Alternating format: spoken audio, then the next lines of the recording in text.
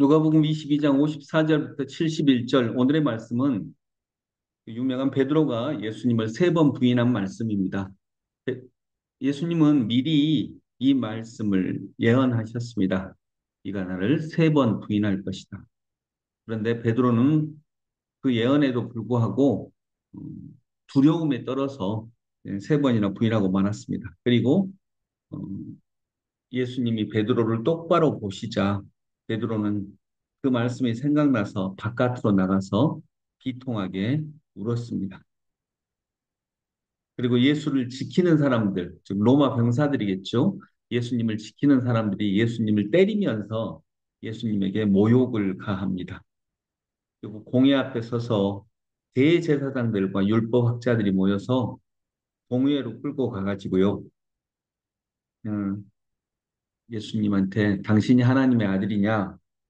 그러니까 예수님께서 그렇다고 당신들이 말하고 있지 않느냐? 이렇게 말씀을 하십니다.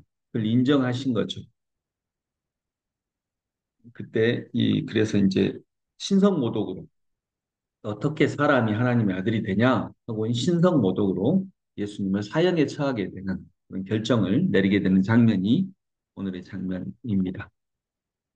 공의 재판에서 예수님은 자신이 하나님의 아들 그리스도이시다라고 말씀하셨습니다. 이렇게 말하면 죽습니다. 하나님의 아들이다라고 말한 게 어떤 영광을 누리는 게 아니라요. 여기서 하나님의 아들이다라고 말하면 죽을 수밖에 없는 것입니다. 그건 이제 신성모독으로 연결된다는 걸 똑같이 뭐 누구나 다 알고 있었고요. 그리고 신성모독으로 연결이 되면 사형을 당하게 됩니다.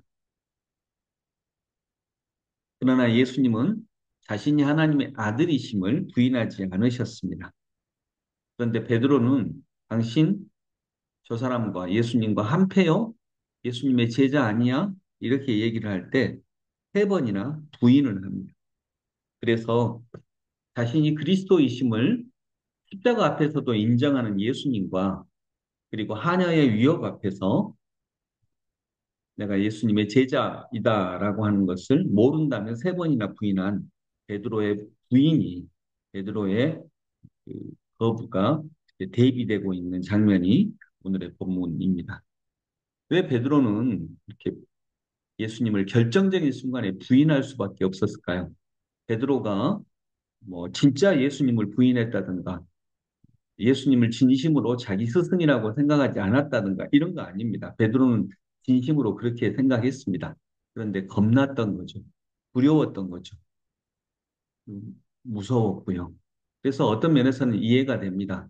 왜냐하면 우리도 다 그런 연약함을 누구 하나도 빠짐없이 다 가지고 있으니까요. 그러나 좀 더 살펴보면 54절에 이런 말씀이 있습니다. 54절. 그들은 예수를 붙잡아서 끌고 대제사장의 집으로 데리고 갔다. 그런데 베드로는 멀찍이 떨어져서 뒤따라갔다. 예수님이 잡혀가시는 길을 베드로가 멀찍이 떨어져서 뒤따라갔습니다. 예수님이 나를 따라오너라 이렇게 제자들을 처음 부르실 때 얘기하셨는데 지금 베드로는 따라가기는 따라가는데 멀찍이 떨어져서 뒤따라갔다라고 성경은 말씀하고 있습니다. 멀찍이 떨어져 있습니다. 따라가는 것이 아닌 것도 아니고 잘 따라가고 있는 것도 아니고 애매한 자세를 취하고 있는 거죠. 어쩌면 이렇기 때문에 결정적인 순간 그는 진심으로 예수님을 사랑했음에도 불구하고 무서움이 더 커져서 나는 저 사람 모른다라고 얘기할 수 있었을 것입니다. 그래서 우리가 이 깨어진 세상 속에서 예수님을 따를 때 멀찍이 떨어져서 뒤따라가는 것이 아니라 정말 바짝 붙을 수 있기를 바랍니다. 딱 붙어서 예수님을 따르기 바랍니다. 여러분, 예수님은 바짝 붙어서 따라야 합니다. 왜냐하면 뭐 무거운 거 들 때 여러분 몸에다 딱 붙여서 드나요? 아니면 좀 몸하고 떨어져서 팔로만 드나요? 가까이 붙여서 들어요. 네, 몸에 딱 붙여서 하면 훨씬 더 많이 들 수 있죠. 그것처럼 예수님은 우리 인생에 무거우신 진리이십니다. 그래서 몸에 딱 붙여서 들어야 됩니다. 바짝 붙어서 따라가야 됩니다. 피아노 옮길 때 피아노 우리 같이 옮기자라고 할 때 의자만 들고 가는 사람이 있습니다. 삶을 그렇게 살아서는 안 된다라고 얘기합니다. 의자만 들고 옮겨도 피아노 옮길 때 같이 한 거죠. 뭐 안 한 건 아니죠. 그러나 피아노 옮길 때 피아노를 옮기는 사람, 이 사람이 삶을 삶답게 산 사람이다라고 볼 수 있는 거죠. 제자들은 아마도 이때까지는 피아노를 옮긴다라고 할 때 의자만 옮겼습니다. 거리 두고 도망갈 거리 두고 또 부정할 거리 두고 힘들면 또 내 생각에 아닌 것 같으면 빠져나갈 거리를 두고 이렇게 뒤따라갔습니다. 그러나 이 예수님, 이 베드로도 후에는 예수님을 정말 똑바로 따릅니다. 바짝 붙어서 따릅니다. 그래서 대제사장의 하녀가 말한 거에 대해서 거부했던 베드로는 나중에 사도행전으로 보면 대제사장, 하녀가 아니라 대제사장이 뭐라고 할 때에도 너 예수를 전하지 마라. 이렇게 대제사장이 직접 베드로에게 말할 때에도 내가 전하지 않으면 내 마음이 불붙는 듯 하여서 견딜 수가 없다라고 하면서 담대하게 예수님을 전합니다. 그래서 예수님을 바짝 붙어서 따라가는 사람으로 변화된 것입니다.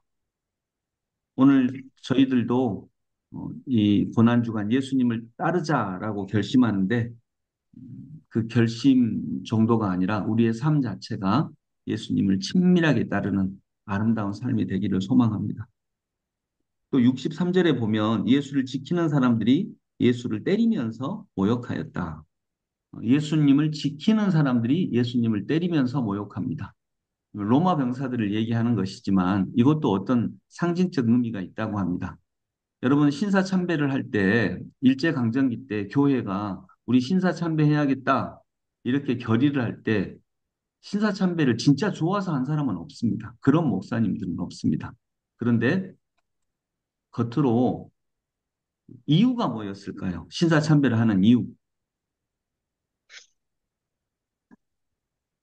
음, 이게 교회를 지키려고 네. 했습니다.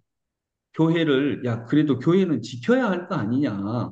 우리도 뭐 신사참배 좋아서 또는 이게 옳다고 생각해서 하는 거 아니다.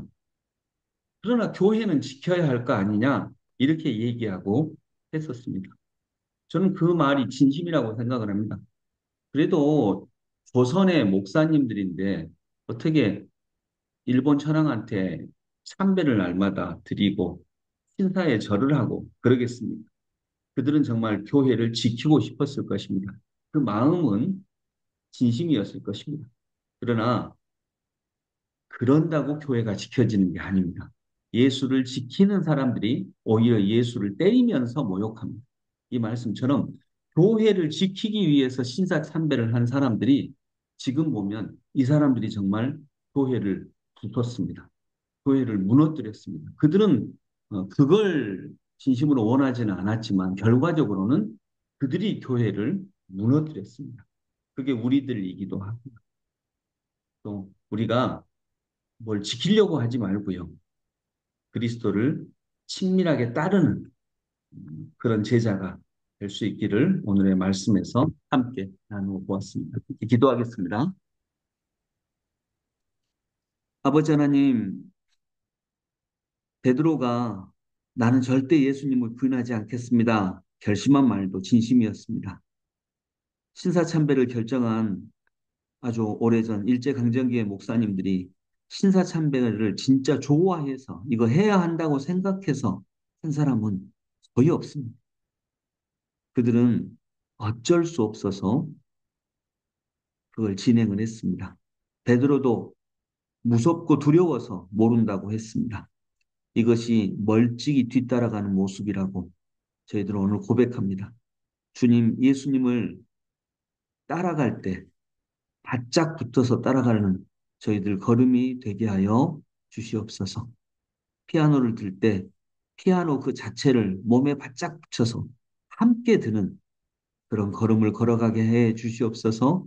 피아노를 든다고 했는데 피아노 의자만 들고 그저 멀찍이 서 힘들이지 않고 따라가는 그런 제자의 길이 아니라 몸에 바짝 붙여서 온 삶으로, 온 몸으로 십자가를 지신 주님을 겸손히 따라가는 저희 모두가 되는 이번 고난주간 되게 하여 주옵소서. 결심하지 않고 그분의 뒤에 바짝 붙어서 그분과 함께 동행하는 그런 은혜를 누리게 해 주시옵소서. 예수 그리스도 이름으로 기도드립니다. 아멘.